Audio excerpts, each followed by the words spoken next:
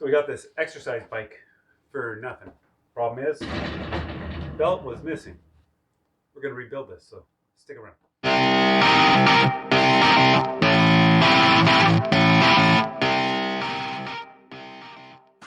If you don't know what size belt that you need, get yourself a piece of string, a wire, or anything.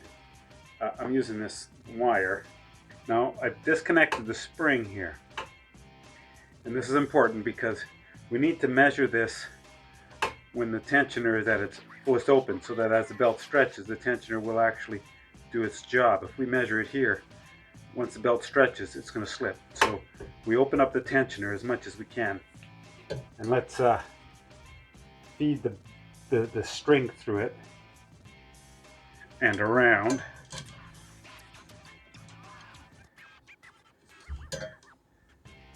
And we're going to get as close as we can to right there. So I have, this is the length of belt that I'm going to need. So it turns out that the belt that we got, and it fits nicely in there, and I'm just kind of looking, it looks like it's the right size. So we got the length right. And that's how you size the belt. Count the grooves, measure the overall length, and you order it by the length. And they'll send you a belt, wherever you decide to get it from. In the past, I've used Belt Palace, link below, and they'll send you whatever belt you need. Good place. Okay, now let's get back to this. We're going to install this belt. Now I've got to get the belt onto this spindle here that's on this flywheel. And the flywheel is kind of heavy, and it's got a couple of things connected to it. If I can just loosen this nut and the one on the other side, slide this out and get the belt on and slide it back on, that's our best bet. So get the right size wrench on there to start with. And loosen that.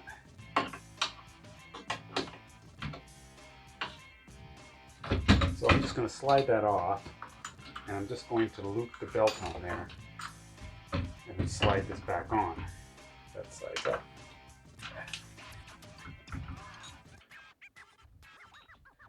And the other side's the same. Same. So make sure that it goes in as far as it does, as far as it's supposed to. And then we can tighten up this nut again on both sides. Now once that's on there, then we can bring it through around.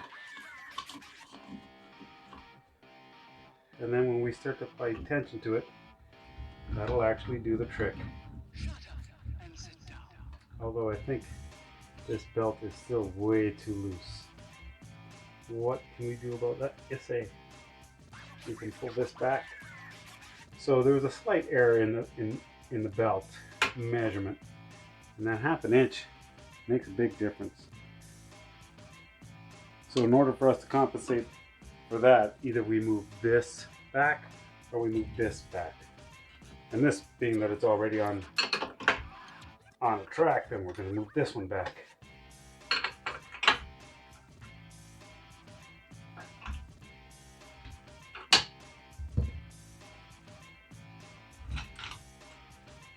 See about there. I'm just going to loosely tighten this up.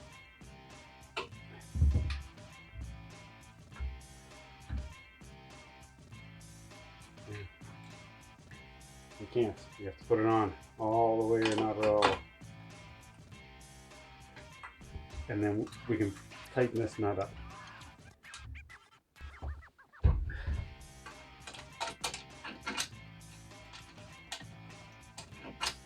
And once we have that kind of in position, let's tighten this up.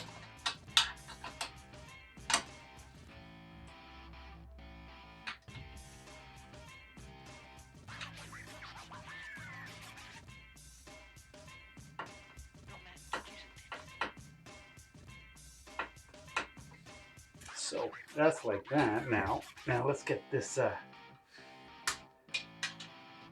spring where it belongs. In there.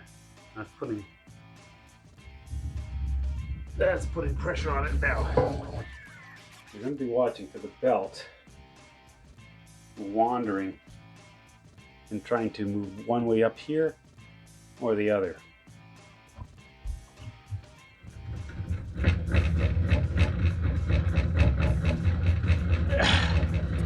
It looks to... It's hard to say, huh?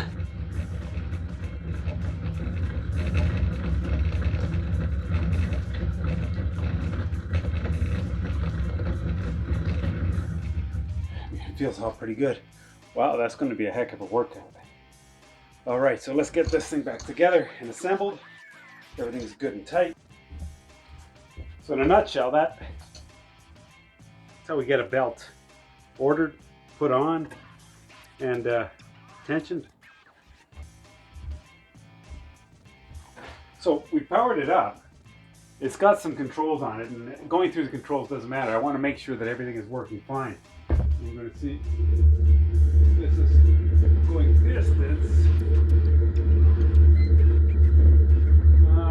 Whatever.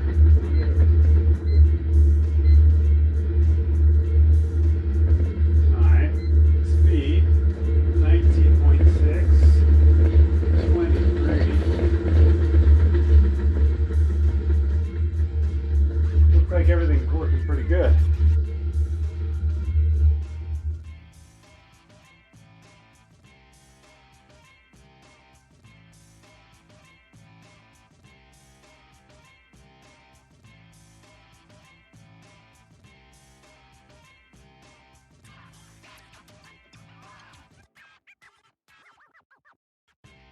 It appears that we've rebuilt this well enough to actually perform, and perform well. It looks looking good. And this is another successful repair where we've taken something that was headed for the garbage and made it functional and useful again. Thanks for watching.